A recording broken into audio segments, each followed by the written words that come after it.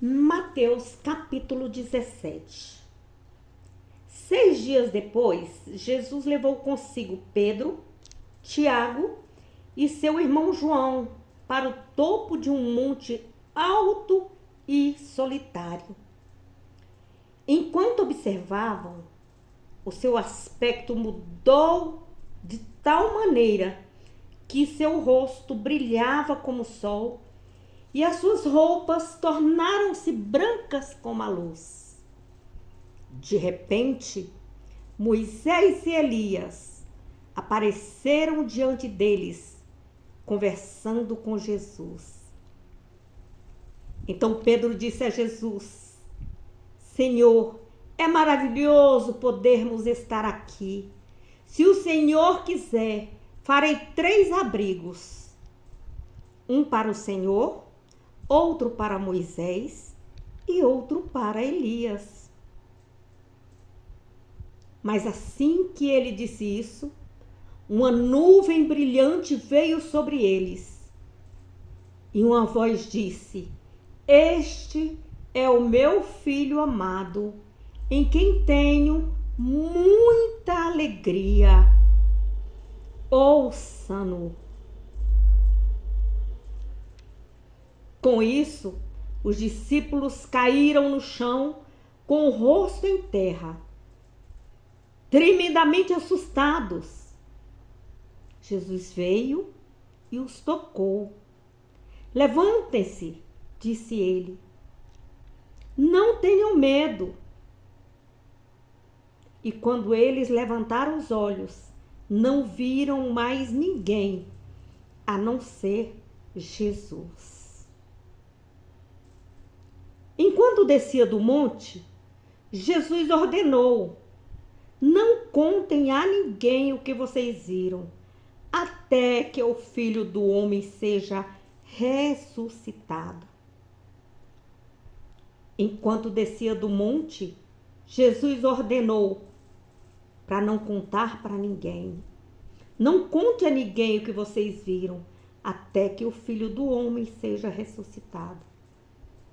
Seus discípulos perguntaram: por que os mestres da lei insistem que Elias deve voltar antes que o Messias venha? Jesus respondeu: eles têm razão. Elias deve vir e pôr tudo em ordem. Mas eu lhes digo: Elias já veio, mas não foi reconhecido e foi maltratado por muita gente. Da mesma forma, o Filho do Homem também sofrerá nas mãos deles. Então os discípulos entenderam que ele estava falando de João Batista. Quando acabaram de descer o monte, uma imensa multidão estava esperando por eles. Veio um homem que se ajoelhou diante de Jesus e disse: Senhor, tenha misericórdia de meu filho, porque ele tem ataques e está em grande aflição, pois muitas vezes cai no fogo ou na água. E eu trouxe o meu filho aos seus discípulos, porém eles não puderam curá-lo.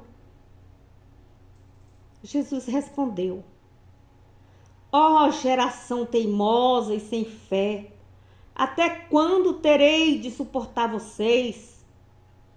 Tragam-me aqui o menino.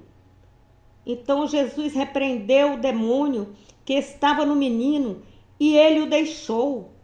E a partir daquele momento, o menino ficou curado. Depois disso, os discípulos em particular perguntaram a Jesus: por que nós não podemos expulsar aqueles demônios? Por causa da fé pequenina de vocês, disse Jesus. Porque se vocês tivessem fé, ao menos do tamanho de uma minúscula semente de mostarda, poderia dizer a esta montanha: saia daqui, e ela iria para bem longe. Nada seria impossível. Porém, essa espécie não sairá se vocês não tiverem orando e jejuando. Um dia, enquanto eles ainda estavam na Galileia, Jesus lhes disse: o Filho do Homem será entregue ao poder dos homens. Eles o matarão, e no terceiro dia ele ressuscitará. E o coração dos discípulos encheu-se de tristeza.